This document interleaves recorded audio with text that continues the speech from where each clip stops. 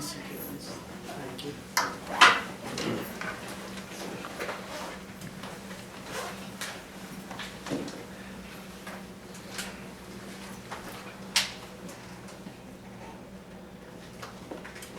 હા હમણાંથી ચાલુ જોઈએ છે કારણ કે નહીં તો થોડું અંધારું લાગે છે અંધારું લાગે છે. ઓકે. એમ નહીં એટલે તો પછી હમણાં લાઈટ જોઈએ ત્યારે જ પછી ચાલુ ના, we can start. પાછળની light you can turn it on. તે દેખાશે નહીં પછી. ના એટલે આ જે વાપરવું હશે ત્યારે પછી we will have to adjust પેલી બંધ કરી દઈશું પણ નહીં તો આમ દેખાતું નથી જરા બહુ લાઈટ આવે છે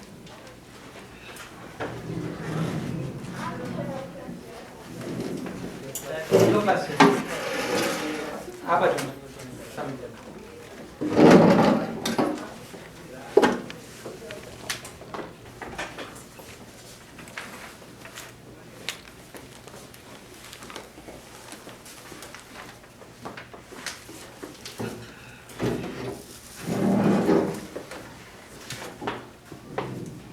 આપણે ઘણી વખત વિચારણા કરી છે કે આત્મકલ્યાણની શ્રેણીના 3 પગથિયા છે. એ ત્રણેય પગથિયા જ્યારે આપણે ક્રોસ કરીએ સંપૂર્ણ રીતે, વર્ડ શું છે? સંપૂર્ણ રીતે, ત્યારે આત્માનું અવશ્ય કલ્યાણ થાય. એ 3 પગથિયા એટલે સમ્યક દર્શન, સમ્યક જ્ઞાન અને સમ્યક ચારિત્ર. આ દરેક પગથિયાને ક્રોસ કરવા માટે, સર કરવા માટે તે સાધનોનો ઉપયોગ કરવાનો છે. જે સાધનો આપણને સર્વજ્ઞ ભગવંતોએ બતાવ્યા. એ સાધનોની અંદર આ અગાઉ વાત કરી એમ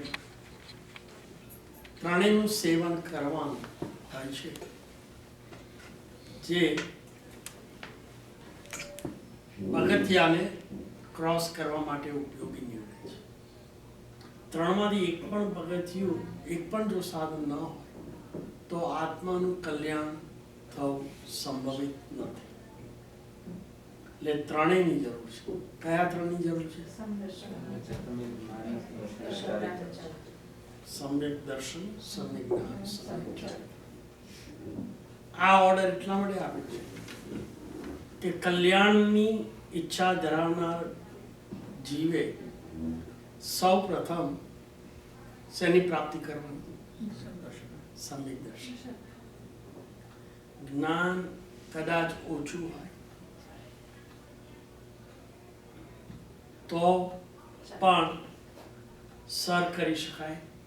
આત્માનું કલ્યાણ ઓછું હોય અને એ વાત અહીંયા આગળ આપણને કહેવામાં આવશે. પણ પહેલું જોઈએ સમ્યક દર્શન, બીજું પગથિયું જોઈએ સમ્યક જ્ઞાન, ત્યાર પછી ત્રીજું પગથિયું સમ્યક ચારિત્ર. સમ્યક દર્શન પ્રાપ્ત કરવા માટે જો ન થયું હોય તો, અને નિર્મળ બનાવવા માટે જો પ્રાપ્ત થયું હોય તો, એના માટેનું જે સાધન અથવા માર્ગ એ દ્રવ્યાન્યો. આપણે ગઈ ફરી જૈન દર્શનકારોએ જે શાસ્ત્ર રચ્યા છે એને જુદા જુદા વિષયોની અંદર વણી લીધા. નિશાળની અંદર, સ્કૂલની અંદર, કોલેજની અંદર ફિઝિક્સ હોય, કેમિસ્ટ્રી હોય, બાયોલોજી હોય, ઇંગ્લિશ હોય, આ બધા વિષયો જુદા જુદા રીતે આપણને શીખવાડવામાં આવે છે. પણ ગોલ તો શું હોય છે? ટુ બી ગ્રેજ્યુએટેડ. પછી જે ગ્રેજ્યુએટ થયા પછી બધાનો સમન્વય થઈ જાય છે. બરાબર? એન્જિનિયરિંગ ની કુશળતા મેળવવા માટે, બિલ્ડિંગો બનાવવા માટે, એ બિલ્ડિંગ માટે કયા કયા દ્રવ્યની જરૂર હોય એનું જ્ઞાન હોવું જોઈએ. એ મટીરિયલ કેટલા પ્રમાણમાં ભેગું કરવું જોઈએ એનું પણ જ્ઞાન હોવું જોઈએ. ઊંચાઈ, લંબાઈ, પહોળાઈ, વેટ વગેરેનું પણ જ્ઞાન હોવું જોઈએ. બરાબર? જો 40 ફૂટ ઊંચી ઇમારત કરવાની હોય તો 60 ફૂટ નીચે પાછું જવાનું હોય એનો પાયો. આ બધી વસ્તુ છે એ ગણિતની વાત છે. માત્ર મટીરિયલ ને કેમિસ્ટ્રી ને ફિઝિક્સ જાણે પણ જો ગણિત ના જાણે તો ઇમારત જેવી રીતે બનવી જોઈએ એવી રીતે ન બની શકે. તો ત્યાં આગળ પણ ગણિતનો ઉપયોગ કરીએ છીએ, ફિઝિક્સનો ઉપયોગ પણ કરે છે. એવી રીતે અહીંયા પણ આત્માનું કલ્યાણ કરવા માટે જ્ઞાન પણ જોઈએ, દર્શન પણ જોઈએ અને ચારિત્ર. દર્શન મેળવવા માટે દ્રવ્યાનું યોગ છે. આત્મા, પરમાત્મા, આત્મા સાથે સંકળાયેલા અન્ય તત્વો, પુણ્ય શું છે, પાપ શું છે, પુણ્ય કેવી રીતે બંધાય, પાપ કેવી રીતે બંધાય, પુણ્યથી કેવી રીતે છૂટાય, પાપથી કેવી રીતે છૂટાય વગેરે જે વસ્તુનો વિષય જે છે એ શેમાં આવે છે? આત્મદ્રવ્ય. એટલે એને શું કહેવાય? દ્રવ્યાનું. એ જાણ્યા પછી તત્વ શું છે એની પણ જાણ હોવી જોઈએ. એટલે એના માટે કયો યોગ છે? જ્ઞાન. એટલે દ્રવ્યાનું યોગ, પછી જ્ઞાન યોગ, જેની અંદર ગણતરી પણ આવે, એટલે ગણિતાનું યોગ. આ બધી વસ્તુ જાણ્યા પછી પણ જો કન્ડક્ટ અને એક્સપેરિમેન્ટ અને પ્રેક્ટિસમાં ના મૂકવામાં આવે તો, દિશા જાણી, માઇલેજ જાણ્યા, કેટલું અંતર છે જાણ્યું વોશિંગ્ટનનું, પણ ગાડીમાં બેઠા ખરા પણ ચલાવી નહીં, તો જ્યાં હોય ત્યાંથી વોશિંગ્ટન 1 પણ ઇંચ ઓછું થાય ડિસ્ટન્સ નહીં. એટલે કન્ડક્ટ જોઈએ. એના માટે ચરણ કરણાનું યોગ, દ્રવ્યાનું યોગ જોઈએ, ગણિતાનું યોગ જોઈએ, ચરણ કરણાનું યોગ જોઈએ. અને આ બધી વસ્તુઓને સમજવા માટે ઇલસ્ટ્રેશન જોઈએ. અને એ ઇલસ્ટ્રેશન એટલે કથાનું, જે બધામાં જ આવે છે. આપણે પણ આ માર્ગને સમજવા માટે ત્રણેય યોગ તો સમજવાના છે, પણ એને સરળ બનાવવા માટે આપણે એક સહારો લઈએ છીએ. અને એ સહારો લઈએ છીએ શેનો છે? કથાનો. હવે એ કથાનું યોગનો આરંભ આપણે કરીએ છીએ. એના માટે શાસ્ત્રના પાને લખાયેલી કોઈ એક કથાનું આપણે અહીંયા આગળ વિવેચન લઈશું. એના માટે I would like to have one volunteer. Who would like to be volunteer? Anybody. All you have to do, come here and read. Thank you. હવે લાઈટ હવે લાઈટ ઓફ. બીજા પણ આમાં વાંચી શકશો. સારી તમને લાઈટ નહીં આવી. આ બાજુ આવી જાઓ. ટ્રાય કરો નજીકમાં. Panchayat. Let us, Suna, Amit bhai, let us hear what he has to say from this story. You can read this. Yes, because everybody else listening. Prince Kurgaduk, upon taking Diksha, vowed to eat only rice and renounced all other food. Once, in the middle of a terrible monsoon, his fellow sadhus undertook severe penances, but Kurgaduk Swami continued to consume food every day. Samvatsari came, and as was the custom in such times, the sadhus had undertaken month-long fasts. However, Kurgaduk continued to bring back Diksha from the local community. As was the practice, he offered to share the rice with his fellow sadhus, who began asking of him, "What are the strength of your convictions, Kurgaduk, that you cannot even fast for one day? Today is Samvatsari, the greatest of religious days." Kurgaduk sat down with his meal, lost in thought. "I don't know what sort of sins I must have committed in my past life, that in this life I cannot do without my staple of rice. The young sadhu must. I can't even think of fasting like my fellow sadhus." It was with this level of pure and unobstructed thinking that Kurgaduk attained omniscience. Hearing the sweet sound of the angels' trumpets from the sky, the other sadhus paid homage to Kurgaduk. Penances through physical action alone do not yield the same results that do true and pure thinking.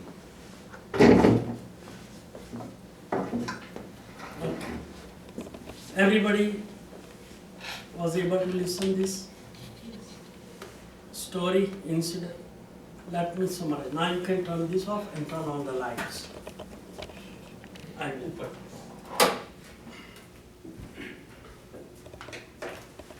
આ પ્રસંગ બહુ famous છે.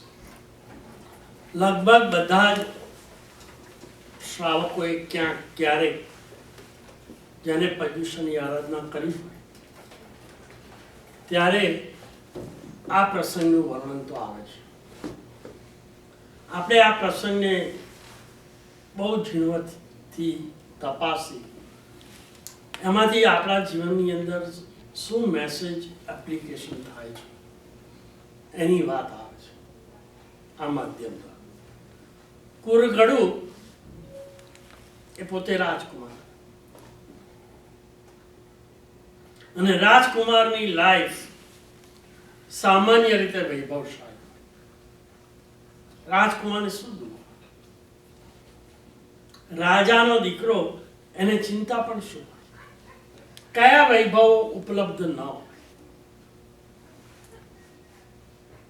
એ રાજકુમારે જ્યારે એ રાજ્યની અંદર કોઈ મન પર્યવજ્ઞાન એટલે કે 4 જ્ઞાન ના ધણી, જેને મન પર્યવજ્ઞાન હોય એને બાકીના 3 જ્ઞાન તો હોય ને હોય જ. કયા 3 જ્ઞાન હોય? મતિ જ્ઞાન, શ્રુત જ્ઞાન અને અવધિ જ્ઞાન. ત્યાર પછી જ મન પર્યવજ્ઞાન શક્ય છે. એ 4 જ્ઞાનના ધણી આવે એવા ગુરુ ભગવાન અને એમની વાણી સાંભળી એના અંતરની અંદર એ વખતે આ ગુરુ ભગવાન જ્યારે પરસદા સમક્ષ વ્યાખ્યાન આપે છે ત્યારે આ રાજકુમાર પોતાના પિતા સાથે પણ આવે છે અને સાંભળે છે. પિતા જ સાંભળવા આવે અને રાજકુમાર ન આવે એ ન બને. આરાધનાની અંદર મા બાપ આવે અને છોકરાઓ ન આવે એ પરિસ્થિતિ જો સર્જાય તો એનો અર્થ એ સમજો કે મા બાપ પોતે જણેલા સંતાનોની અંદર સંસ્કાર નાખવામાં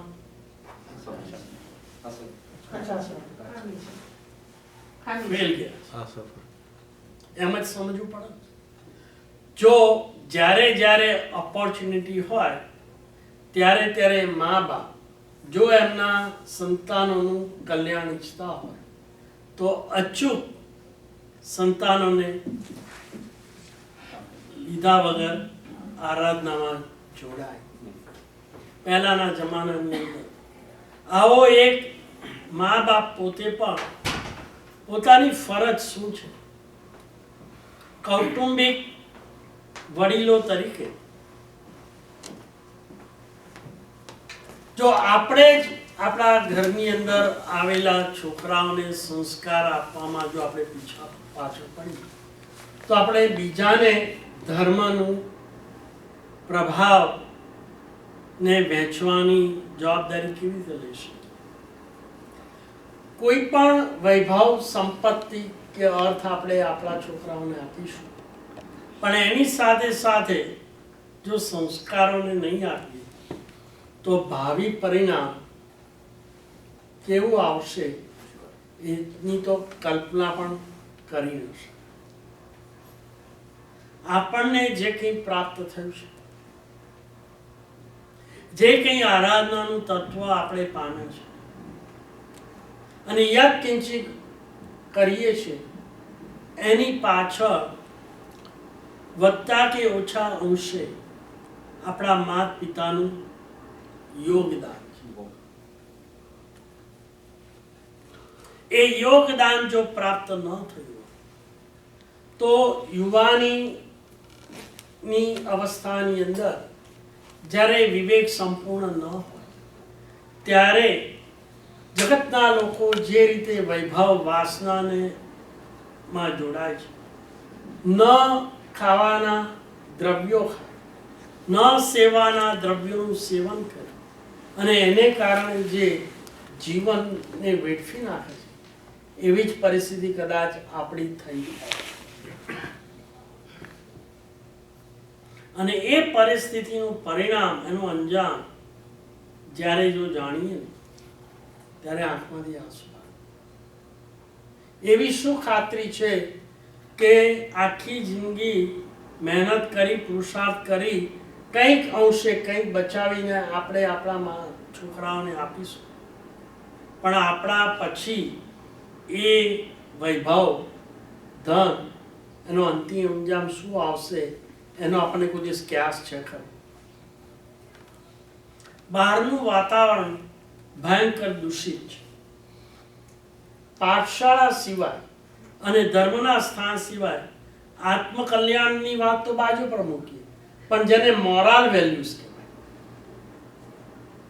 નૈતિકતા કહેવાય, સદગ્રહસ્થ તરીકેનું જીવન જરૂરી, એના માટે જરૂરી જે સંસ્કારો છે એ પ્રાપ્ત કરવા માટે બીજું કયું સ્થાન છે ભાઈ? તો આપણે આપણા છોકરાઓને સંસ્કાર ધન આપવા માટે કેટલી વ્યવસ્થા કરી છે. માત્ર એક પરબ છે પાઠશાળા, એટલે એની અંદર પણ આળસ કર્યા વગર એમને ઇન્સ્પિરેશન મળે અને આ તરફ કંઈક મોરલ વેલ્યુઝ એ પ્રાપ્ત કરે તો એમનું જીવન કંઈક અંશે સજ્જન તરીકે બની શકશે. નહીં તો પરિણામ ઘણું મોટું છે. આ રાજકુમાર એના પિતા સાથે આ 4 જ્ઞાનના ધણી એવા ગુરુ ભગવાન આચાર્ય ઋષિ મુનિની વાણી સાંભળવા. હવે વાણીની શ્રવણ શું પરિણામ લાવે છે? પહેલી જ વખત આચાર્યનું પોતાનું બળ તો ખરું જ, પણ એની પ્રતિભા અને એમના જીવનની અંદર ચારિત્ર ની જે પ્રભાવ છે, એ પ્રભાવને કારણે એમની સુમધુર કલ્યાણકારી પાવનકારી વાણીના શબ્દો સમૂહની અંદર આવેલ પ્રજા તો સાંભળે છે, પેલો રાજકુમાર સાંભળે છે. સાંભળનારા 40 હોય કે 400 હોય કે 4000, પણ બધા સાંભળનારાના અંદર પરિણામો એક જ સરખા ઊભા થાય એવો નિયમ ખરો? પરિણામ જુદા જુદા હોય છે. એનો આધાર શેના ઉપર છે? સાંભળનાર વ્યક્તિની પાત્રતા ઉપર છે. વરસાદ બધે એક સરખો પડે, બરાબર છે? અમુક એરિયાની અંદર, અમુક ગામની અંદર, અમુક નગરની અંદર, અમુક શહેરની અંદર વરસાદ એક સરખો પડે, પણ શેરડીનું ખાતર હોય એની અંદર એ વરસાદ શું કરે? શેરડીની મીઠાશની વૃદ્ધિ કરે. લીમડો હોય તો શેની વૃદ્ધિ થાય? કડવાશ.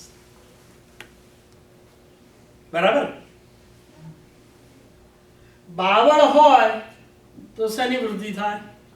કાંઠા. અને આંબો હોય તો કેરી. વરસાદ તો એનો એ જ છે, પણ વૃદ્ધિ જે સબસ્ટન્સની થાય છે એ કેમ જુદી જુદી થાય છે? પોતાના અંતરના શ્રોતાજનોમાં બધા જ વાણી એક જ સરખી સાંભળતા હોય પણ અંદરના પરિણામોમાં શું હોય છે? વિવિધતા, તરતમતા શબ્દ વપરાય. એનું કારણ શું છે? શ્રોતાઓને પોતાની યોગ્યતા ઉપર આધાર. આપણે વિચારવું છે આ બધું સાંભળ્યા પછી મારી અંદર શું પરિણામ આવે, શું ફેરફાર થાય. અહીં આગળ આટલા બધી મેદની હોવા છતાં પેલો રાજકુમાર આ ઋષિ મુનિની વાણી એના હૃદયની અંદર વેધક બની જાય. સમોસાની અંદર પણ અનેક આત્માઓ હોય છે. બધા જ આત્માઓ આ વાણી સાંભળી અને તરત ને તરત શુભ પરિણામ પામતા નથી. અમુક વખતે છે સુસંસ્કારનું બીજ વવાતું હોય છે.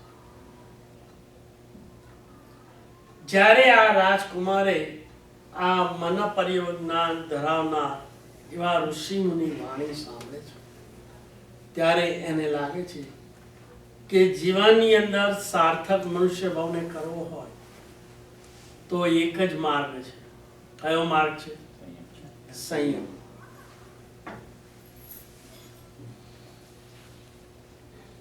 અને ત્યાં જ એને દેશના ને અંતે આ ગુરુ ભગવંત પાસે ઋષિ મુનિ પાસે આવીને શું વિનંતી કરે છે? મને તમારો શિષ્ય બનો. રાજકુમાર છે, યુવાન છે, વૈભવશાળી છે, જીવનની અંદર ન કલ્પી શકાય એવા વૈભવની વચ્ચે જન્મ લીધો છે અને ઉછરેલો.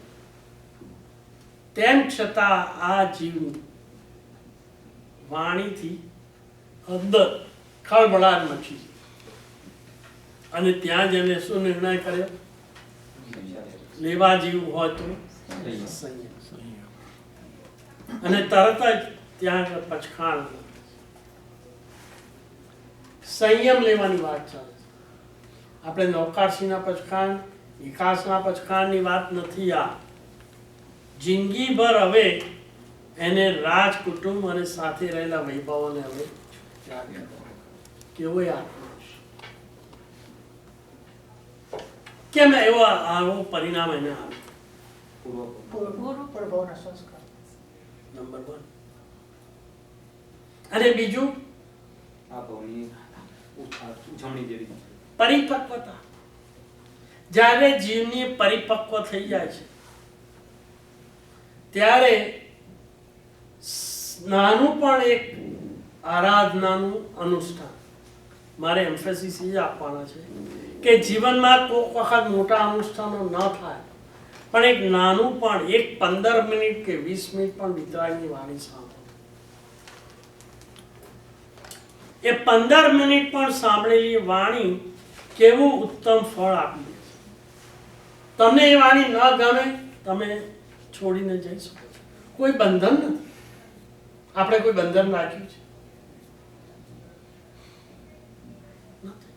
પણ આ વિવેક તો જગાડવો પડશે ને કે આ વાણી તમને ક્યાં મળશે. વિચાર કરો કે વર્તમાન જે સ્થાન છે એમાં ભગવાનની વાણી સાંભળવા માટેનો ઓપોર્ચ્યુનિટી કેટલી છે ભાઈ? ગયા રવિવારથી માંડીને આ રવિવાર 7 દિવસ થયા. આ ભગવાનની વાણી સાંભળવાનો અવસર મળ્યો અને આ વાણી સાંભળવાનું પરિણામ શું આવે છે એના માટેનું આ એક દ્રષ્ટાંત છે. તમે છેલ્લે વાંચ્યું ભાઈએ કયું શું પ્રાપ્ત કર્યું? ઓમની સહાય. કેવળ જ્ઞાન પ્રાપ્ત કરી. આ કેવી ભૂમિકા આવશે? જો પેલા ઋષિ મુનિની વાણી ન સાંભળી તો સંયમ લેવાનો વિચાર આવ્યો. ઘણા બધા અહીંયા આવે છે પણ મનમાં એક વિચાર પણ હતો કે થોડુંક સાંભળવામાં ગુમાવવાનું શું છે કે આપણે અહીંયા ચાર્જ કરીએ છીએ, કશું ગુમાવી દીધું. શું કરવા આ જે મળેલો સમય છે મનુષ્યમાં, એને 2-4 શબ્દો પણ જો કાનમાં પડ્યા હશે તો કોઈક વખત કામમાં આવશે. આ તો સંકટ સમયે પણ કામમાં આવે, ના કામ આવે. એમાં ગુમાવવાનું શું છે? What is to lose? અહીંયા કોઈ ચાર્જ તો છે નહીં. કલાક, 1.5 કલાક, 2 કલાક અહીંયા ગાળવાના છે, તો બહાર ફાલતુ વાતો ચીતો કરી અને કશું જો મેળવી ન શકાતું હોય અને વેસ્ટ જતો આ મનુષ્ય ભાવનો, એક વસ્તુ ખ્યાલ રાખજો, ગયેલો પ્રાણ, છૂટેલું બાણ અને મુખમાંથી નીકળેલી વાણી અને પસાર થયેલી ક્ષણ, આ 4 ક્યારે પછી પાછા આવતા યાદ રહેશે. છૂટેલું બાણ, મુખમાંથી નીકળેલો વાણી, શરીરમાંથી નીકળેલો પ્રાણ અને પસાર ગયેલી ક્ષણ ફરીથી ક્યારેય આવતી નથી. ખોટા ગપાટા અને આડીઓડી કુથલી કરવાથી કેવળ એક જ વસ્તુ પ્રાપ્ત થાય છે, પાપના પોટલા. એ પાપના પોટલા એની અસર દેખાડે છે. તારે રીબાઈને મરવા, આપણે રડીને પણ એ કામ કર્મો છૂટા નહીં થાય. આમાં કઈ તથ્ય લાગે છે ખરું? આ રાજકુમારની કથા સાંભળી લાગે છે? જો આમાં તથ્ય લાગે તો આપણા દ્વારા બીજાનું પણ કલ્યાણ થાય એવું આપણે ઈચ્છીએ ખરા? તો આપણે બીજા નહીં પામેલા 2 જણાને પણ અહીંયા રિક્રુટ કરી શકીએ કે અરે તારે ગુમાવાનું શું છે? બહાર તડાકાને કુથલી કરવાથી તો ફાયદો શું થાય? તો આપણને પણ અનુમોદના, પછી સ્વીકારે કે ના સ્વીકારે એ એની વાત છે, પણ આપણે અનુમોદના કરવાનું ફળ તો પ્રાપ્ત થાય કે ના થાય? આ વાણી સાંભળ્યા પછી એટલો પણ પુરુષાર્થ આપણે ન કરી શકીએ? એમાં આપણે તો ફાયદો જ છે. શું ફાયદો છે? પુણ્યનો ગુણાકાર છે અને પાપની બાદબાકી. સમજાય છે? આ રાજકુમાર એની મેળે નથી આ. ઋષિ મુનિની વાણી સાંભળવા માટે એના પિતાની પ્રેરણાથી આવ્યો છે. અહીંયા આગળ જે દ્રષ્ટાંત બહુ શોર્ટની અંદર કહ્યું છે, બહુ વિગતવાર એમાં આપ્યું નથી. એનું બેકગ્રાઉન્ડ આ રીતનું છે કે રાજા પોતાનો પિતા ધર્મ પ્રેમી, ભગવાનની વાણી આ ગુરુ ભગવાન દ્વારા એને પ્રાપ્ત થાય એના માટે તલસતો. એટલું જ નહીં, હું નહીં, મારે શરણે આવેલા કુટુંબીજનો પણ એનો લાભ લે એવી એની ઈચ્છા હતી. આપણી પણ એવી ઈચ્છા હોય કે હું આરાધના કરવા જાઉં છું તો મારી પત્ની ને મારા બાળકો પણ કંઈક પામે એવી ઈચ્છા હોય ખરી? આપણે પામે પણ આપણા કુટુંબીજનો નહીં પામે તો એ પણ વચ્ચે શું કરશે ખબર છે? આરાધનાના માર્ગમાં અંતરાય. અને અંતરાયના કારણે આપણે જેટલી વેગથી આરાધના કરવી છે એ ન કરી શકીએ અને એ લોકો અંતરાય નાખશે તો એ લોકો તો શું કરશે? કયા પોટલા? નથી સમજાતી આ વાત?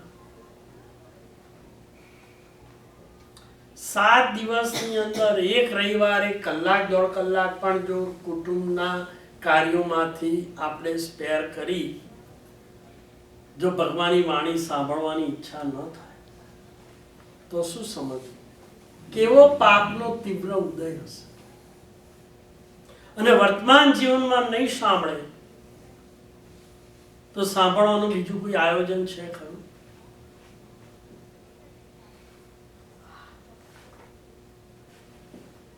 માત્ર આટલી જ વાત છે આ રાજકુમારોના એક્ઝામ્પલ. કે પિતાએ એની ચિંતા કરી. શાની ચિંતા? રાજ્ય તો એને મળવાનું જ છે ને, રાજનો કુટુંબનો પોતાનો જ સંતાન, એને મળવાનું છે, એને મળી જ ગયું છે. એટલે તો શું કહેવાય છે રાજાના પુત્રને? રાજકુમાર. યુવરાજ. યુવરાજ. એ પણ જ્યાં જ્યાં ત્યાં એ બહુમાન પામે કે ના પામે?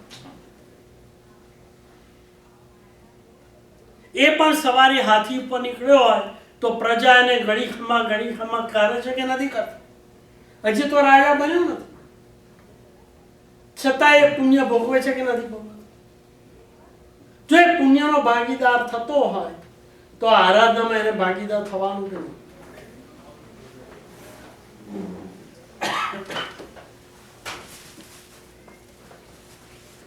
આખી જિંદગી મહેનત કરીને $500,000 ના હાઉસ ઊભા કર્યા હશે, ફર્નિચર પણ ઊભા કર્યા હશે, બેંક બેલેન્સ પણ ઊભું કર્યું હશે. આપણા ગયા પછી એનું શું થવાનું છે? જોડે બાંધીને લઈ જવાનું? કોને આપવાના? કોને આપવાના છે? એને જ આપવાના. બરાબર? એનું પુણ્ય છે જે એ ભોગવશે. તો જો પુણ્યમાં એ ભાગીદારી બનાવે છે, બતાવે છે, અધિકાર રાખે છે, તો આરાધનામાં પણ એને અધિકાર ખરો કે નહીં? કોઈ પણ પ્રિવિલેજ જ્યારે ભોગવીએ છીએ એની સાથે સાથે રિસ્પોન્સિબિલિટી પણ હોય છે કે નહીં? હોય છે. આ વાત આપણે આપણા સંતાનોને બેસીને ઘેર સમજાવીએ છીએ તો એને ધર્મ સન્મુખ બનાવવા માટેની જવાબદારી પણ કોની છે?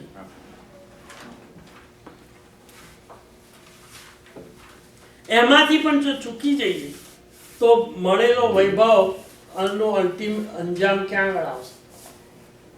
કસિનોમાં? ડ્રિંક્સમાં? ક્યાં આગળ આવશે? યુવાન વય ની અંદર સામાન્ય રીતે મેચ્યોરિટી એને કહેવાય કે મેચ્યોરિટી ફિઝિકલ જ ના હોય, વિવેકની પણ હોય. મારું કર્તવ્ય શું છે? મારા સંસ્કાર શું છે? મારો ધર્મ શું છે? આ પણ એક જવાબદારી પેરેન્ટ્સ તરીકે આપણી થઈ પડે છે. નહીતર પરિણામ એવું આવશે કે રડતા રડતા પણ છુટકારો મળે. અંતિમ સમયે આ પ્રકારનું અર્થ ધ્યાન આપણી ગતિને પણ શું કરે? બગાડે. આ કેટલી સિરિયસ મેટર લાગે છે? સિરિયસનેસ. ક્યારે શાંત રહીને આનો વિચાર કરે કે મેં ભેગું કર્યું પણ મારા પછી શું?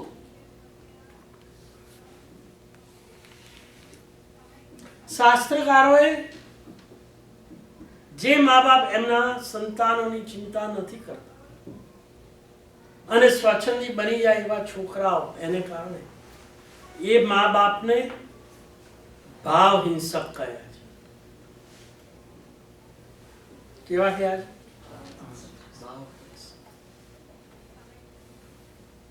કોઈને મારતાડ કરવું એ દ્રવ્ય હિંસા, પણ કોઈના હિતની ચિંતા ન કરવી એ શું કહેવાય?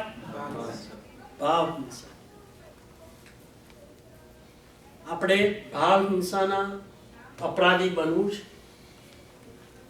આ પિતાની વાત જ્યારે આવે છે, રાજકુમાર જોડે લઈ જાય છે. ક્યાં લઈ જાય છે? ઋષિ મુનિની વાણી સંભળાવો અને એ વાણી સાંભળો. પણ સાંભળવા આવે તો આ વાત મગજની અંદર, સાંભળવા જ ના આવે તો ક્યાં સાંભળશે?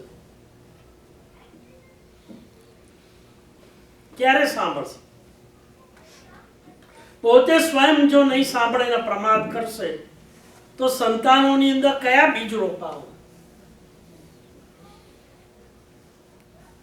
જુઈશના છોકરાઓ મેં જોયા છે, ત્યારે એ લોકો ટેમ્પલમાં જાય છે ચાલતા, ત્યારે બધા જ છોકરાઓ એમની સાથે હોય છે.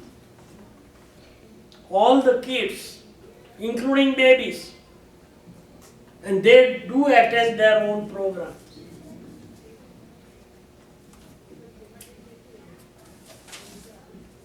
આપણે જ્યારે જિનાલયની અંદર જઈએ છીએ,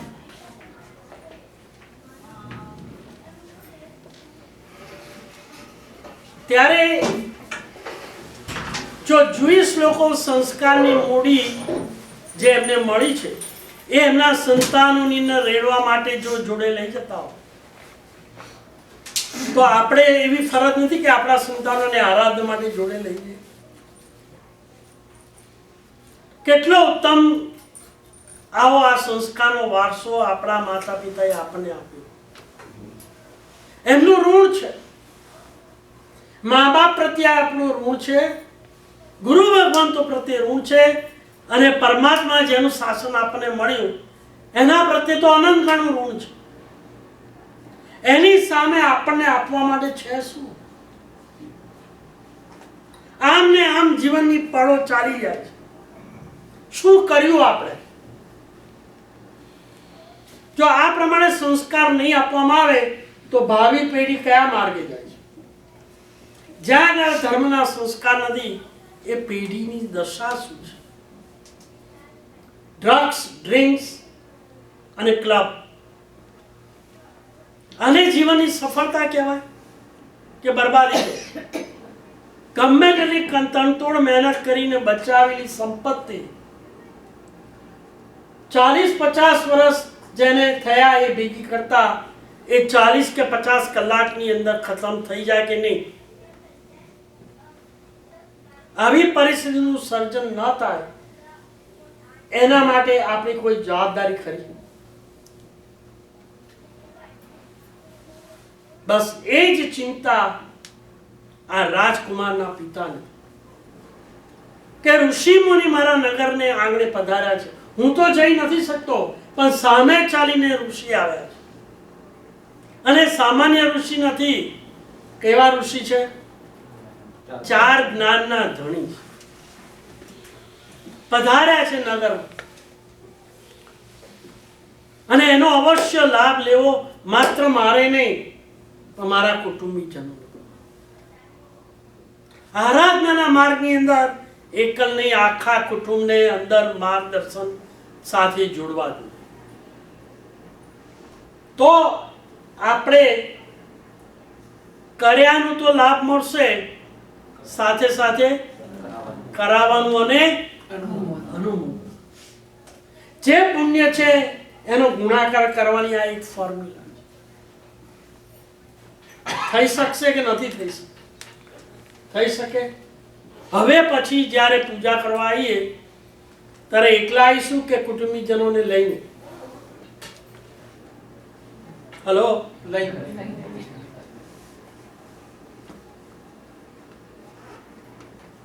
આપણી એક જવાબદારી છે કે જ્યાં સુધી સંતાનોને મેચ્યોરિટી ન હોય, વિવેક ન જાગે, કર્તવ્ય શું છે ને અકર્તવ્ય છે, ત્યાં સુધી છોકરમત હોય એ તો સ્વાભાવિક.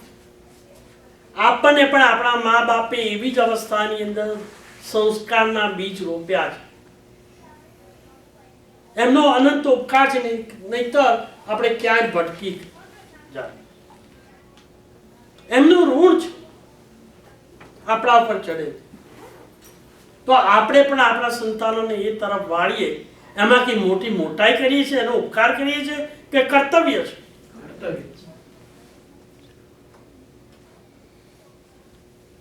તો એ જ કર્તવ્ય આપણા સાધર્મિક ભાઈઓ આજુબાજુ હોય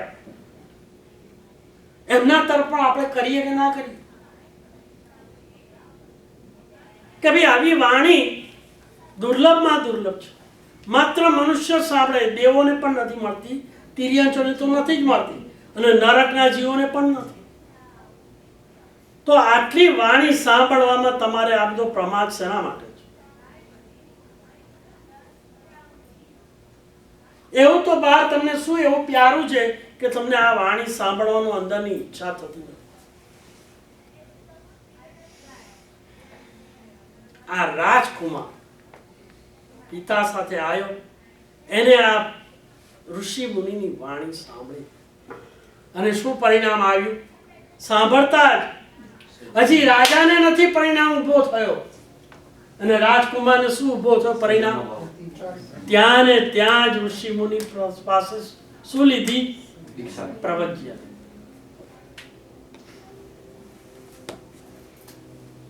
કોઈ જ્ઞાનનો અક્ષર, એને તત્વજ્ઞાન ખબર નથી, કર્મ વિજ્ઞાન ખબર નથી, આત્મા શું છે, પરમાત્મા શું છે, બિલકુલ ખબર નથી. અને હવે સાધુપણા ઈચ્છે છે એવા સમુદાયની અંદર, જે સમુદાયની અંદર બીજા અનેક સાધુઓ અનેક પ્રકારની સાધના કરે છે, જ્ઞાની છે, ધ્યાની છે, સંયમી છે, સાથે સાથે કોણ છે? મહાતપસ્વી. અને સામાન્ય તપસ્યા નથી કરતા. શું કરે છે? શું કરે છે? આ વાર્તાની અંદર માસક સમન્ય પાર, માસક સમય, 1 મહિનાનો ઉપવાસ. એક નહીં, અનેક સાધુ.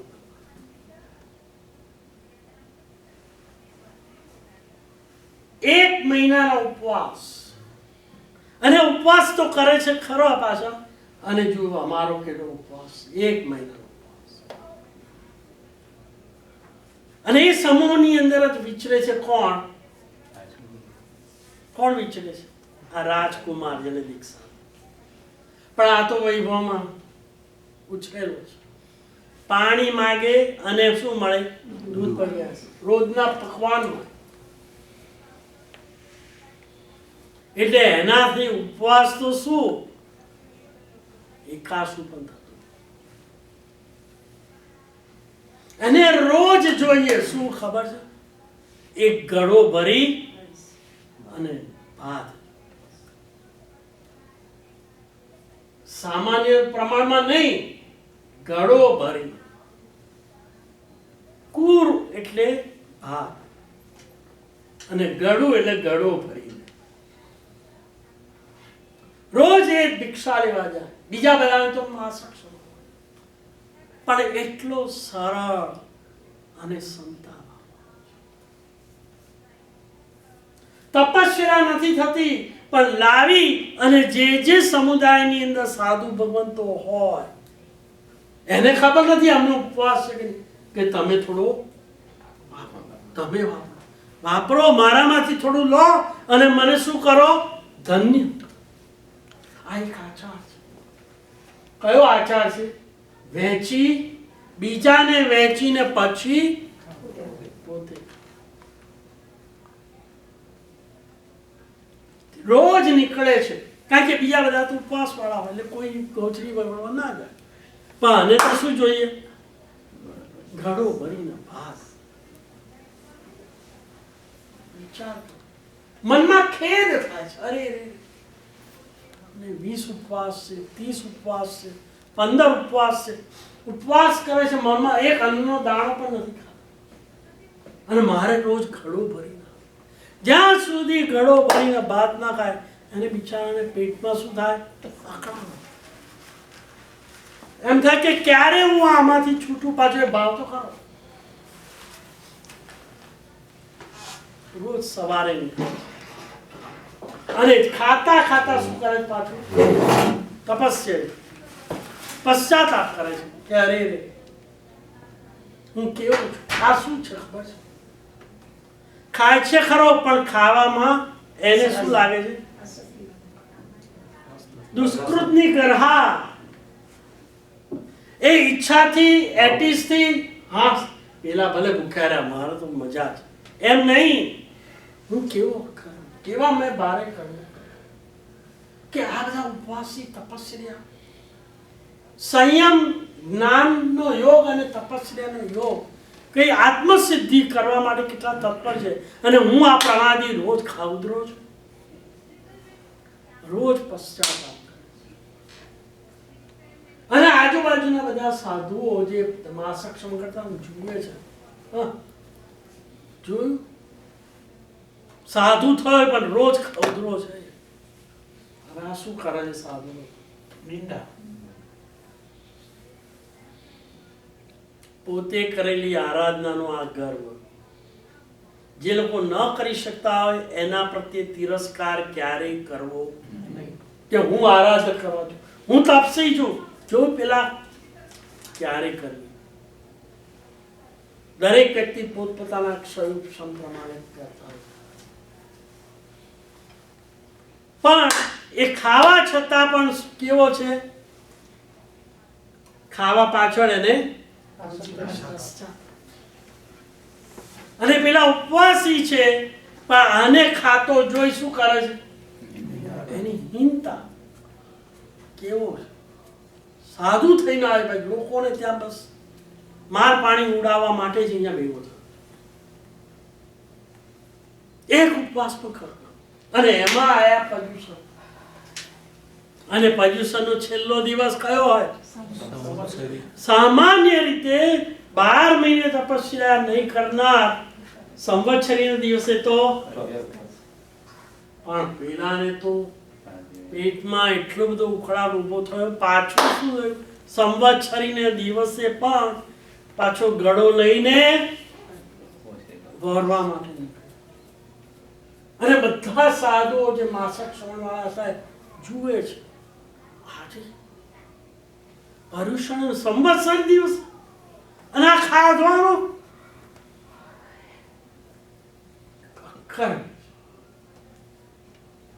અને સાધુ કહેવાય. રોજ માર પાણી. આજે મોટા દિવસો પણ એનું પેટ શું કરે છે? આ લોકો નિંદા. માસક શ્રમણ વાળા છે બધા.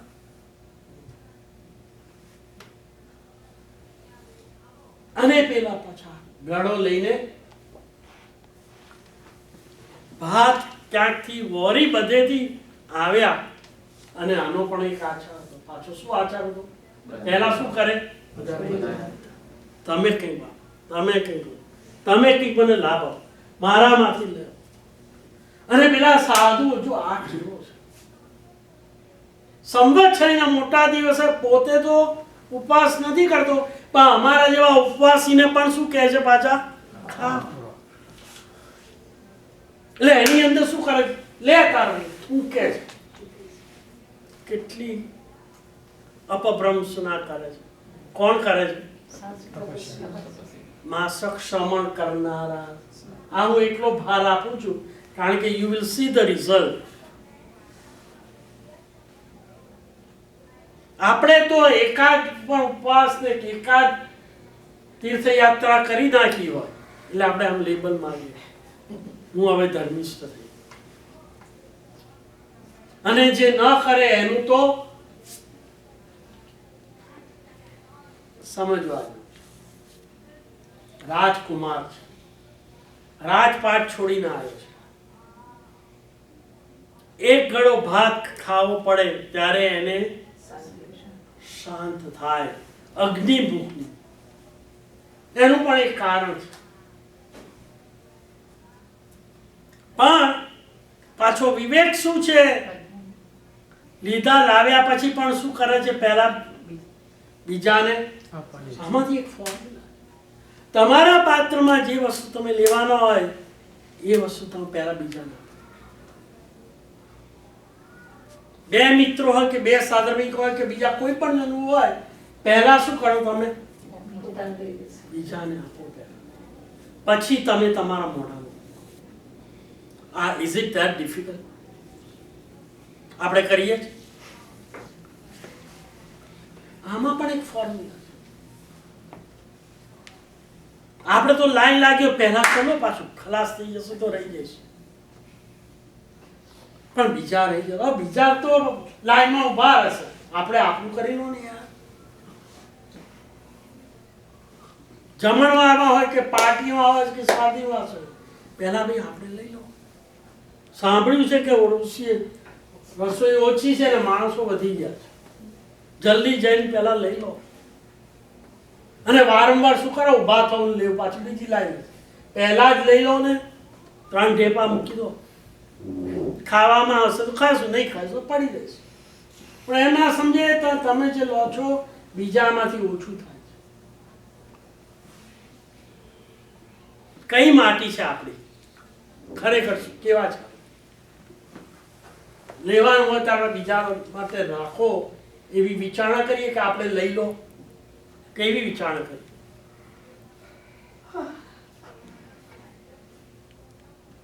અને મળવાનું છે મોટી ઉત્કૃષ્ટ કર્મ સત્તા, એમને ઉત્કૃષ્ટ ગિફ્ટ આપવાની. સમય બહુ જ ઓછો છે, એના અંદરના પરિણામ તો તમે જુઓ.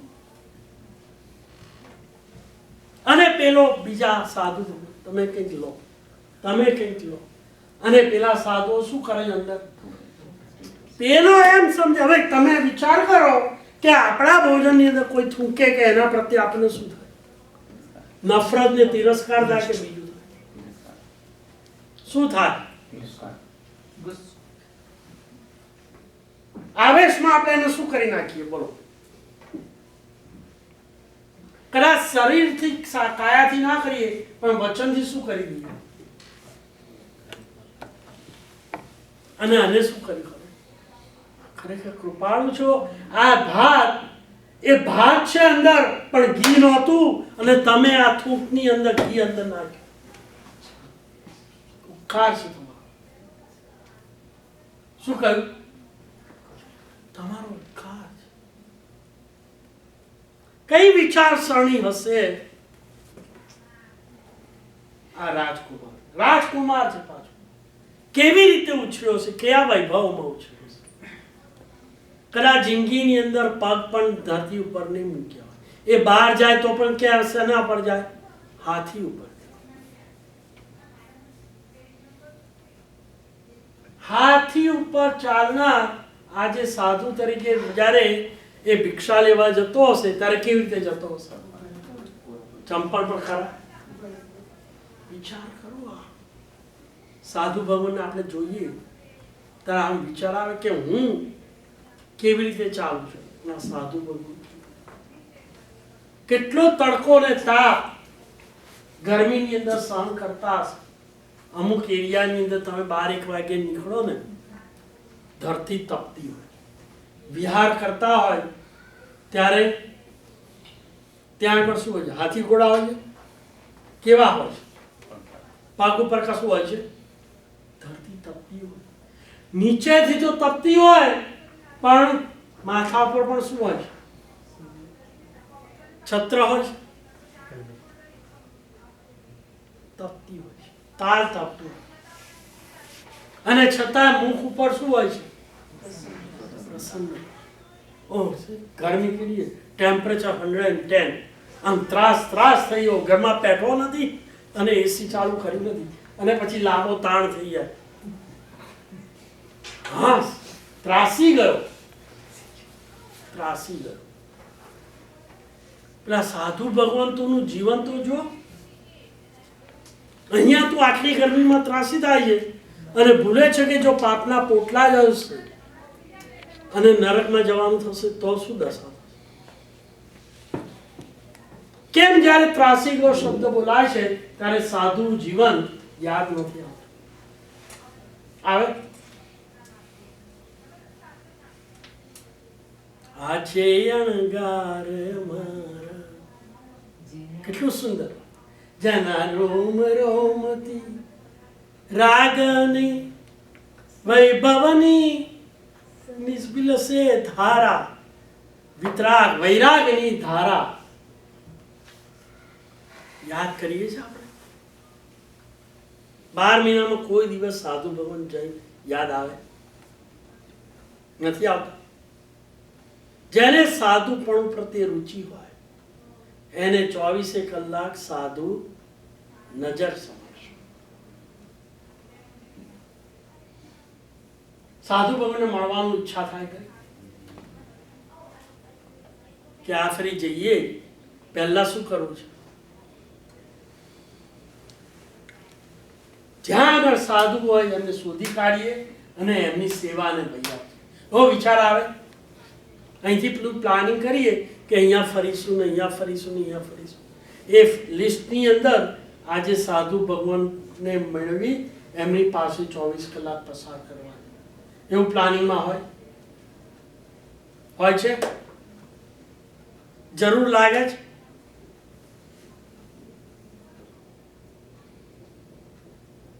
ધર્મની આરાધના કરતા કરતા આવા વિચારો, સમ્યક વિચારો,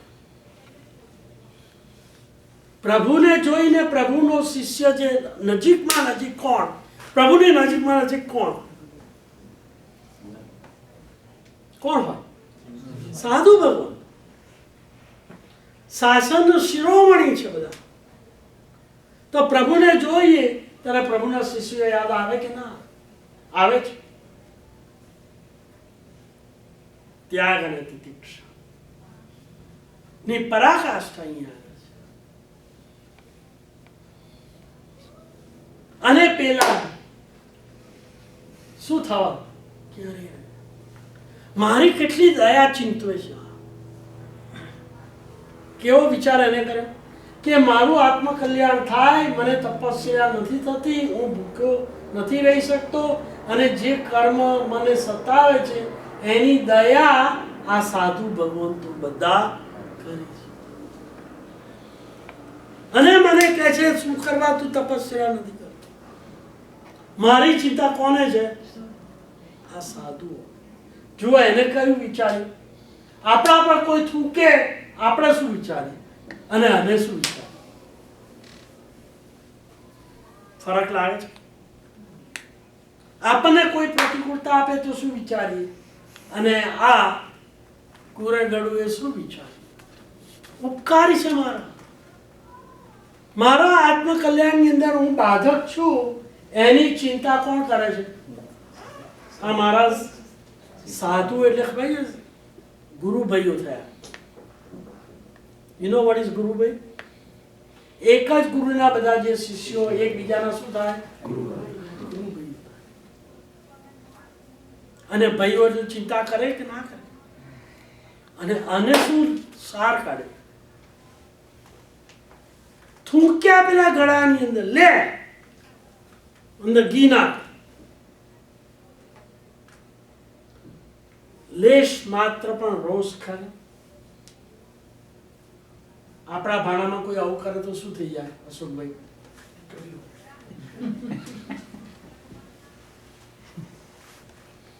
અરે ગરમી બધા ઠંડુ આપી દીધું હોય તો પણ મોં બગડી જાય ને મગજ ક્યાં જાય? ફટ થઈ જાય. ઓકે,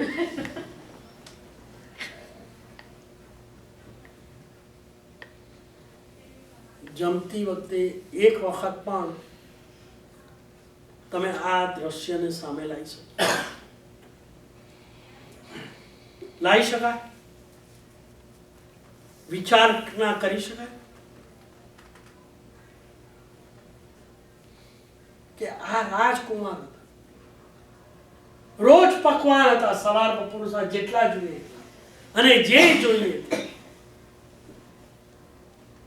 એક ગુરુને એમના ગુરુ ભાઈઓ આવી ટ્રીટમેન્ટ આપી પણ લેશ માત્ર આવેશ તો નથી.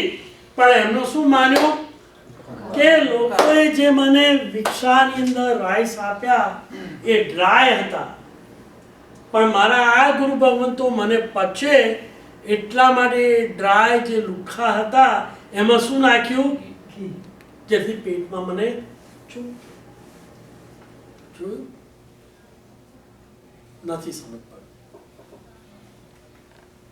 ઉપકારનો બદલો ઉપકાર. મારા પર ઉપકાર કર્યો, સવળું જ વિચાર્યું, અવળું વિચારી જ નહીં.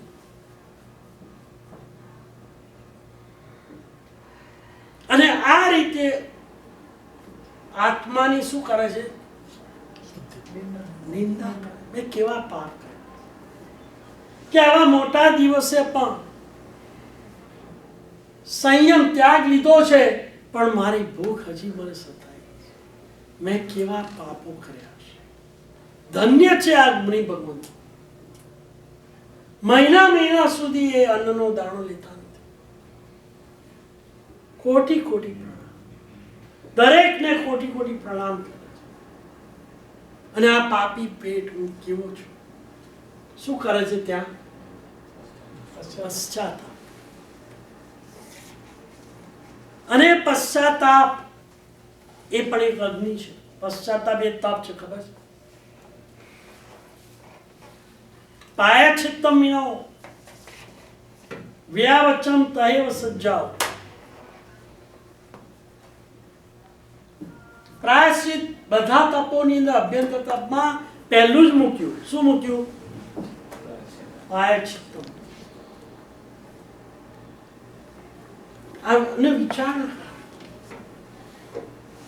પ્રતિક્રમણ આપણે કરીએ છીએ, દેવસી કે રાય પ્રતિક્રમણ કે પક્કી પ્રતિક્રમણ કે ચૌ, એની અંદર પંચાચારની ગાથાનો કાવસર આવે છે. આવે છે કે નથી આવતો? આવે છે. એમ જાહેર કરવામાં આવે છે. 8 ગાથા. પંચાચારની 8 ગાથા અથવા 8 9 આપણે તો નૌકાર બાજુ જ બેસીએ છીએ ને. પંચાચારની 8 ગાથાનો વિચારણા આવે છે. ક્યારેય મોડે કરી છે આ પંચાચારની 8 ગાથા? એટલે પછી આ વિચાર નથી આવતો. એની આ એક ગાથા છે, પાયચિત્તમ વિનો વ્યાવચમ તહેવ સજ્જાઓ જાણમ ઉસગ્ગો વિય અભ્યંતરમ તવો. આ ગાથામાંની આ એક ગાથા છે. એમાં પહેલું જ અભ્યંતર તપમાં લખ્યું પાયસ છે. પ્રશ્ન પૂછવામાં આવે કે પશ્ચાતાપ કરતા કરતા કોને કેવું જ્ઞાન થયું? એનો જવાબ આ છે. બીજા કોને થયું? ગૌતમ સ્વામી. અહિમુત્તાને.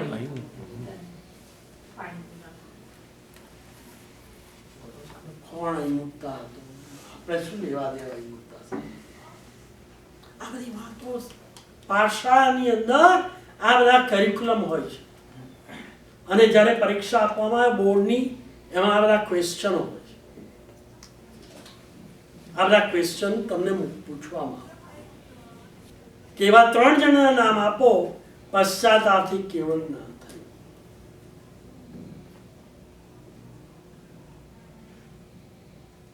પશ્ચાતાપ. અનુમોદનાથી કેવળ જ્ઞાન થયું એવા 3 નામ આવે. નામ આવે કે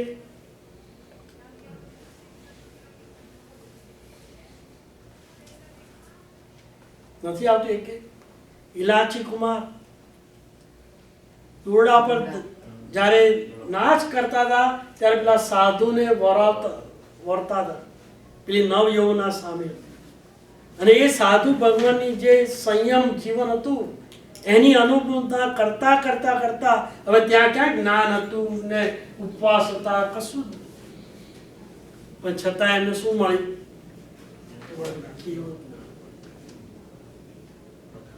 એટલે પશ્ચાતાપ કરતા કરતા કરતા કેવળ જ્ઞાન મળે. એવા 4 ના નામ આપો તો કયા કયા નામ આપશો? ગૌતમ સ્વામીને કેવળ જ્ઞાન પશ્ચાતાપથી નથી થયું.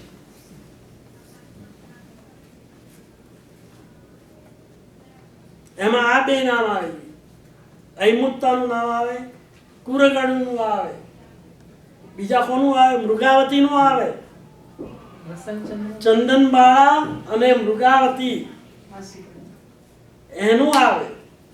અને ચંડરુદ્રાચાર્ય. આ પશ્ચાતાપથી થતું કેવળ એનાથી આપણી મૂળ વાત હતી કે પેલા રાજકુમારે આ કુરગડું પશ્ચાતાપ, અને પશ્ચાતાપની પરાકાષ્ઠાએ અંદરના બધા જ કર્મો બધા ખતમ થઈ ગયા. અને દેવદુંદુભી જ્યારે જ્યારે કેવળ જ્ઞાન થાય ત્યારે દેવતાઓ આવે ને એમનો કેવળ જ્ઞાનનો મહોત્સવ કરે. હજી સુધી પેલા માસક શ્રવણ વાળા છે ને ગુરુ, એ લોકો તો આની શું કરતા હતા? નિંદા. અરે આ સંવત્સરીના દિવસે પણ આ ખવદરું હવે ખાવાનું. એમને જો પેલો ગળાની અંદર ઘી નાખ્યું અને ગળા લઈને પેલો બેઠો છે. હજી પેલો લે છે એ પેલા શું કરે છે, અંદર પશ્ચાતાપની ધારા મોઢામાં મૂકતા પહેલા, અને એમ ધારાની પરિણામ ઉત્કૃષ્ટ ઉત્કૃષ્ટ ઉત્કૃષ્ટ ઉત્કૃષ્ટ થતા ગયા. અને ત્યાં કેવળ જ્ઞાન થયું, દેવતાઓ આવ્યા અને દેવતાઓ શું કરે પછી એનો મહોત્સવ કરે, દેવ દુદુમીને નગારા વાગે. અને પેલા સાધુ પણ સેના ઓહો આ તો દેવતાઓ આવ્યા. દુંદુંબી એક વાજિંત્ર છે, શરણાઈનો દુંદુંબી નગારા વાગે. જોયું તો પેલા સાધુને સુવર્ણના કમળના પર્ણ ઉપર બેસાડે છે. ત્યારે એ લોકો જાગ્યા, અરે રે અમને તો કેવળ જ્ઞાન થઈ ગયું, ધન્ય છે. હવે તમે જુઓ, ખાતું તું કોણ અને ઉપવાસ કોણ કરતું? પેલા કુરુગાળોને કેવળ જ્ઞાન જે રોજ ખાતો હતો, અને માસક સમણની હવે એમાં આધ્યાત્મિક કોણ અને ધાર્મિક કોણ? કુરગળો આધ્યાત્મિક હતા, એમની આરાધના આધ્યાત્મિક હતી. પેલા માસક સમણ કરનારા સાધુઓ ધાર્મિક. ફરક ખબર પડી જાય શું આધ્યાત્મિક કોણે કહેવાય અને ધાર્મિક કોણે કહેવાય. આપણે ધાર્મિક બનવું છે કે આધ્યાત્મિક બનવું છે? કે લેબલ શું મારીએ છીએ?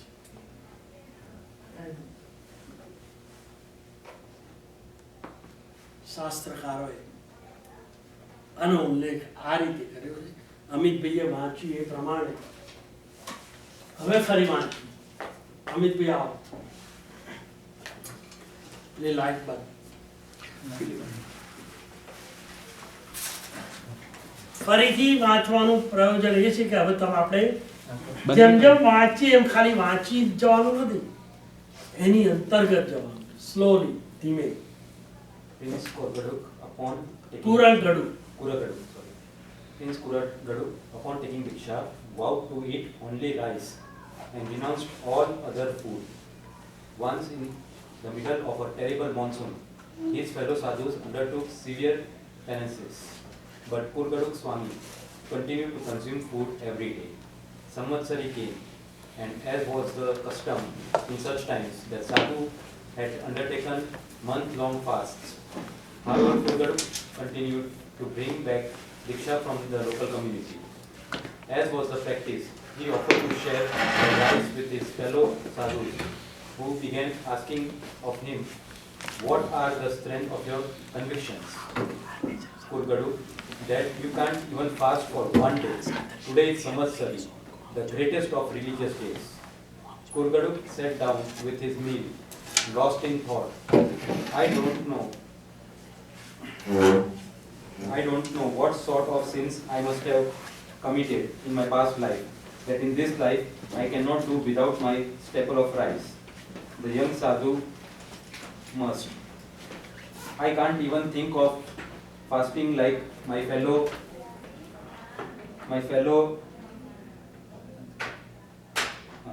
sadhus. It was with this level of pure and unobstructed thinking that Kurgaduk attained omniscience.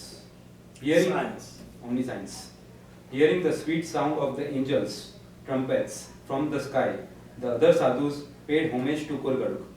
Penances through physical action alone do not yield the same results that do true and pure thinking.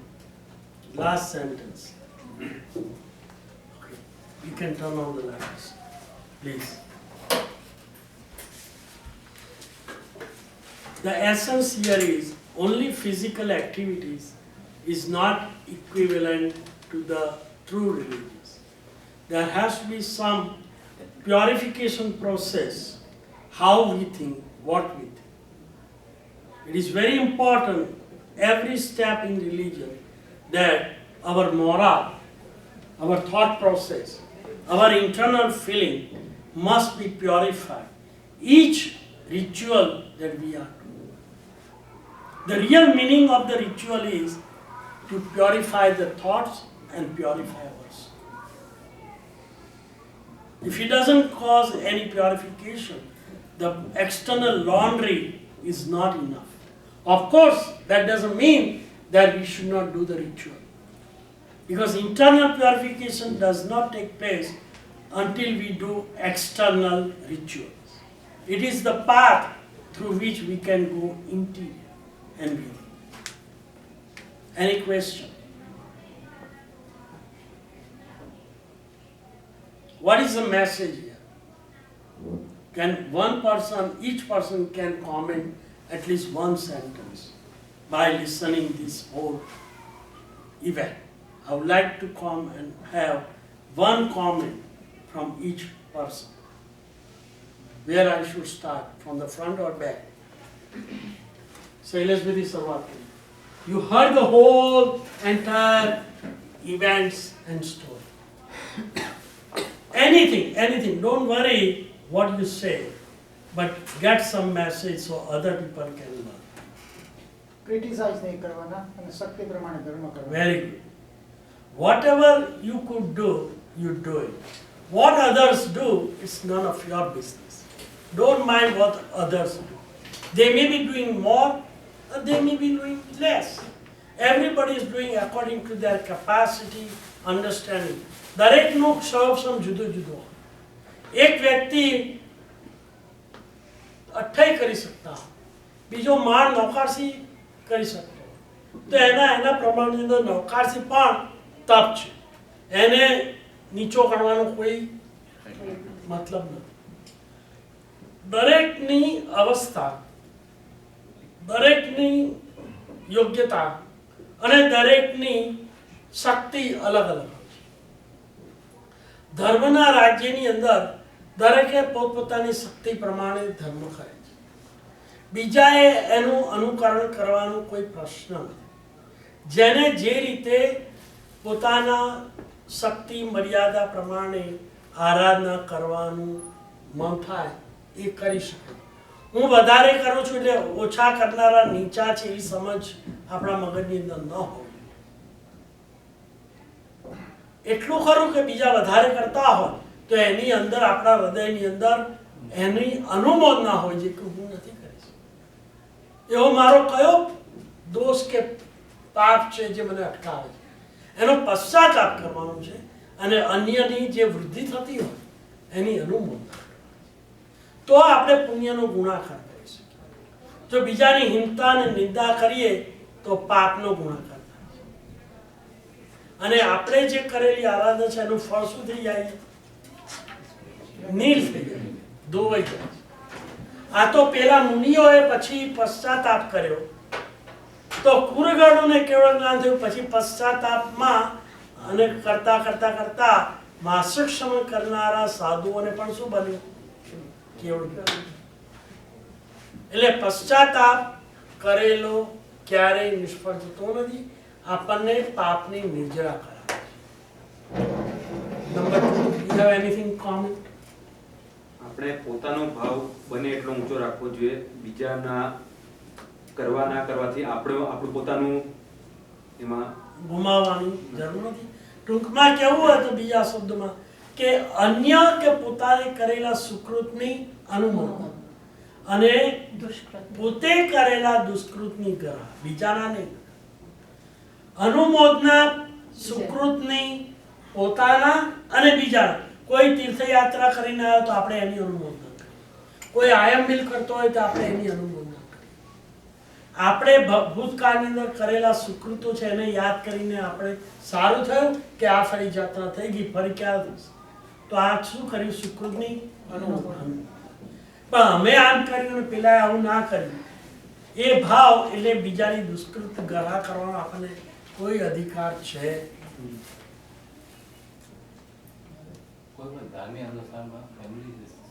બહુ સરસ, very good point. કે આપણે કરીએ આપણા આશ્રય જે કોઈ હોય, ઘરડા મા બાપ હોય, ભાઈ બહેન હોય અને ખાસ કરીને સંતાનો હોય, તો એ જ્યારે નાના હશે ત્યારે જો પ્રેક્ટિસ પાડી હશે તો એ સંસ્કાર મોટા થશે પણ રહેશે. માટે ચલો આજે રવિવાર છે, આપણે એક આયોજન ના કરીએ કે આપણે બધા પૂજા કરવા જઈએ. જેમ એ લોકોને જ્યારે ગેમ હોય છે ત્યારે આપણે પાર્ટિસિપેટ કરવા જઈએ છીએ, જોવા જઈએ છીએ, એન્કરેજ કરવા માટે જઈએ છીએ, રાઈટ? તો એ જો ફરજ છે તો એમને જિનાલયની અંદર પૂજા કરવા માટેની ફરજ આપણી નથી. એ રીતે એમને સંસ્કાર પડે. અત્યારે જો કરાઈ હશે તો ભવિષ્યમાં એ જાતે પણ કરશે. બરાબર છે? સો વેરી ગુડ પોઈન્ટ. આ બાજુ એનીબડી? હા, જે થાય એ સાચા ભાવથી કરો. જે બી તપ થશે આ થાય કે જે બી અનુષ્ઠાન થાય તપ કરો પણ પરિણામ પણ શુદ્ધ હોવું. પેલા માસક ક્ષમણ વાળા સાધુ ભગવંતો તપસ્યા કરતા હતા પણ સાથે સાથે નહીં કરનારની નિષ્કૃત ગ્રહા પણ કરતા હતા. એને કારણે એમને ફળ ન મળ્યું જે કુરગણને પહેલા મળ્યું. એટલે પોતાની આરાધના શુદ્ધ પરિણામ પોતાના આત્મા માટે જ કરવાની. બીજા શું કરે છે, કેટલી કરે છે, કેવી કરે છે એ જોવાનો આપણે અધિકાર છે જ નહીં. પાછળ ભરતભાઈ હું એ જ કહેવાનો હતો કે તપસ્યાની સાથે આપણા ભાવ પણ એકદમ ઊંચા અને વિશુદ્ધ હોવા જોઈએ. તો તેનું પરિણામ ધ્યેય શું હોવું જોઈએ? તપસ્યા સાથે મારા આત્માનું હિત, લક્ષ્ય, વિચારોની શુદ્ધિ અને ભાવોની શુદ્ધિ પણ સાથે સાથે હોવી જોઈએ. તો જ એનું ફળ મળે. બરાબર છે? કોઈને બીજી કોઈ કોમેન્ટ કરવી છે? પોઝિટિવ થિંકિંગ માટે વાત કરી કે ઇવન ધો પરિપક્વતા એટલી બધી હશે કે બધા જ સાધુઓએ આવું કીધું હોય કે ભાઈ આ બરાબર છે. એમને નિંદા થતી હતી છતાં એમનો પરિણામ એમને જાળવી રાખ્યું. ભલે એ નિંદા કરે ને થૂકે પણ મારે શું? મારે મારા આત્માનું હિત કરવું છે. બીજા ગમે તેટલું બોલે, ગમે તેટલી ટીકા કરે, નિંદા કરે, આ કરે, પણ મારે એના પર ધ્યાન રાખવાનું છે કે મારી આરાધના, મારું હિત શેમાં છે. એટલે કોઈ પણ નિંદા કરે તો પણ એને મહત્વ આપવું. બહુ સરસ. Positive thinking. કોઈ આપણી નિંદા કરે તો પણ એને કંઈક દોષ લાગ્યો હશે તો મને સુધારવાની તક નથી. બરાબર ને? બહુ સરસ. દ્રવ્ય ક્રિયા સાથે ભાવ ક્રિયા પણ બહુ સરસ. માત્ર દ્રવ્ય ક્રિયા નહીં પણ દ્રવ્યની સાથે ભાવ પણ અતિ આવશ્યક નહીં, અનિવાર્ય છે. કદાચ દ્રવ્ય ક્રિયા ઓછી વસ્તી થાય તો હજી ચલાવી લેવાય, પણ ભાવની અંદર જો પરિણામ બગડી ગયા તો દુર્ગતિ આપણે આપણી જાતે જ નોંધીએ છીએ. That's very good point. આપણું કોઈ પણ અહિત કરતા હોય તેને આપણે કલ્યાણ મિત્ર ગણવા જોઈએ કે આપણા કર્મો ખપાવે છે. એક્ઝેક્ટલી. કોઈ પણ સાધર્મિક બંધુ કોઈ પણ કડવી વાત કે તો પણ આપણા હિતની જ વાત છે એમ જ સ્વીકાર. આપણે સામે એનો પ્રતિકાર કરવો નહીં કે સામે એની નિંદા કરાય નહીં. એને કંઈક દોષ લાગ્યો, ભલે મને નથી લાગ્યો મારા, પણ મારા દોષ પર એમને ધ્યાન દોર્યું તો આપણે દોષ સુધારી દઉં.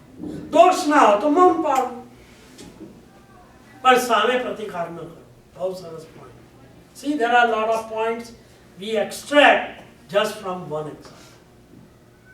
Any other comments? બીજાને આપીને પોતે પછી લેવાનું. Very good. This is a very, very important. ભવાંતરની અંદર તમારા પાત્રમાં જો ભોજન જોઈતું હોય તેની આ ફોર્મ્યુલા પહેલા બીજાને આપો. હવે અહીંયા તો કોઈ ચારિત્રશીલ આત્મા છે નહીં, કોઈ સાધુ નથી, કોઈ સાધુ નથી, તો પણ ક્યારે જ્યારે તક મળે ત્યારે તમારા કોઈ ભાઈ બહેનો હોય, સ્નેહી હોય, સંબંધી હોય કે સાધર્મિક હોય, પહેલા એમના પાત્રમાં પછી આપણે લેવાનું. આ એક પ્રકારનો જો નિયમ બનાવી દઈએ ને તો ભવાંતરમાં આપણું પાત્ર ક્યારેય ખાલી નહીં મળે. આપણને મળ્યું છે કારણ કે ભવાંત ભૂતકાળની અંદર આપણે આપ્યું છે. ખ્યાલ આવે છે? આ વાત બહુ સામાન્ય લાગે છે પણ બહુ મોટી છે. સો વેરી ગુડ પોઈન્ટ. જ્યારે આપણે સારું રસોઈ બનાવી હોય ત્યારે મુનિ ભગવંતો યાદ આવે. યાદ કરવા જ જોઈએ. મુનિ ભગવંતો હોય તો ગોચરીમાં ઉરાવાના. Absolutely, absolutely. બહુ સરસ. અને જ્યારે તક મળે અને મુનિરાજ નજીકમાં હોય ત્યારે 24 કલાક કે 48 કલાક સ્પેર કરી સાધુ કે સાધ્વી ભગવાનની વૈયાવત કરવાનું ચૂકવાનું નહીં. આપણા દ્રવ્યમાંથી અમુક દ્રવ્ય એ પાત્રમાં જશે તો એ મલ્ટિપ્લિકેશન થઈને પાછું આવશે. એ પાછું આવે એવી ભાવનાથી નથી કરવાનું. પાછું 100 આપીશું તો 1000 મળશે એવું નહીં, પણ ચારિત્રની અનુભૂતિ કરી શકાય કે ના કરી શકાય? શું નિર્ણય લેશો આ વાત સાંભળ્યા પછી? ભાવ સારા રાખવા, રિટર્ન નહીં લાવવા. આપણે નિયમ શું લેશો? આપણા છોકરાને સારા સંસ્કાર બહુ સરસ. અથવા બીજા કો પણ કોઈ આવતા જતા હોય એમને પણ આપણે અનુમોદન આપીએ કે આવી દિવ્ય વાણી છે. શું કરવા અહીંયા ટાઈમ બરબાદ થાય છે અને કુથલી થાય છે? તમે 2 શબ્દો સાંભળવામાં તમારું જાય છે. એવી પ્રેરણા આપી શકાય કે ના આપી શકાય? બરાબર છે. કોઈ કોમેન્ટ? આવા દ્રષ્ટાંતો તમારા છોકરાઓને તમારે કહેવાય. ચોક્કસ. રોજ રાત્રે તમે એક દ્રષ્ટાંત લો, છોકરાનું કામ પતી જાય, છેલ્લી 15-20 મિનિટ અડધો કલાક સ્પેર કરી પોતાના સંતાનોને તમે આવી એક સરસ પ્રેરક વાતો કહો તો તમારું જીવન સુધરે, એમનું પણ જીવન સુધરે, સમય સાર્થક બને. Very good point. You should tell to everybody, all the parents. Where are the other parents? There are how many kids are there? There are no parents outside? Yes બીજા રૂમમાં બેઠા છે. છે એટલે એ લોકો સામાયિક કરે છે. ના બેઠા છે. તમારું બળ જો શક્તિશાળી હોય તો તમે એમને ખેંચી લાવો તો આ બધી વસ્તુઓ એમને જાણવા મળશે. આપણે તો એમના હિતની વાત કરીએ છીએ, એમાં એ લોકો આવે કે ના આવે આપણું કંઈ ઓછું થવાનું છે? મારા પોકેટમાં કે તમારા પોકેટમાં કશું જવાનું નથી. ઘણી ઉપયોગી વાત છે. હા, આ બાજુ સવારના ઓબ્ઝર્વેશનની વાત કરો. આ લોકો આવ્યા હતા. હા, ચોક્કસ. સવારે આ લોકોની સ્પોન્સરશિપ, નીતિનભાઈ અને પ્રજ્ઞાબેનનું સ્પોન્સરશિપ આ રચનાત્રમાં હતું. એમાં ઇન્ટરફેથમાંથી બધા લગભગ આ બાજુ વાંધો It નથી. is on the 10 કે લગભગ 15 જણા હતા. એમાં મેં 3 ઓબ્ઝર્વેશન કર્યા લોકોના. જેન્ટ્સમાંથી કોઈએ બેલ્ટ નહોતા પહેર્યા. આઈ થિંક કોઈ લેડીઝ પાસે કોઈ પર્સ નહોતું હાથમાં. વેલ ડિસિપ્લિન. એ લોકોને કશી ખબર નહોતી આપણા ધર્મની. કદાચ ખબર પણ હોઈ શકે કદાચ, પણ પહેલેથી છેલ્લે સુધી બેઠા હતા એ લોકો. આપણેમાંથી ઘણી વાર આપણને નથી ગમતું હોતું તો ઊભા થઈને નીકળી જઈએ છીએ. The other thing is કે હું જ્યારે પીરસતો હતો ત્યારે હું પૂછતો હતો કે તમને આપું, તો એ લોકો લેતા હતા પણ બીજી વાર માંગતા નહોતા. અનલેસ કે હું કહું કે તમને આપું વધારે, ત્યારે એ લોકો લેતા હતા.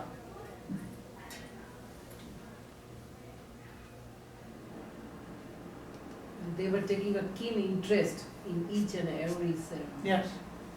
and they were totally silent. Silent. They were. Concentration. This is the most important. Not a single time we have to tell anything. એ લોકો અંદર અંદર પણ વાતો જરા પણ કરતા નહોતા. Nobody talked to nobody throughout 3 hours. Anyway, thank you. આપણે અહીંયા આગળ થોડી જઈએ છીએ. Next time, ક્યારે આવે છે next session? December 7. December 7, we will have another example.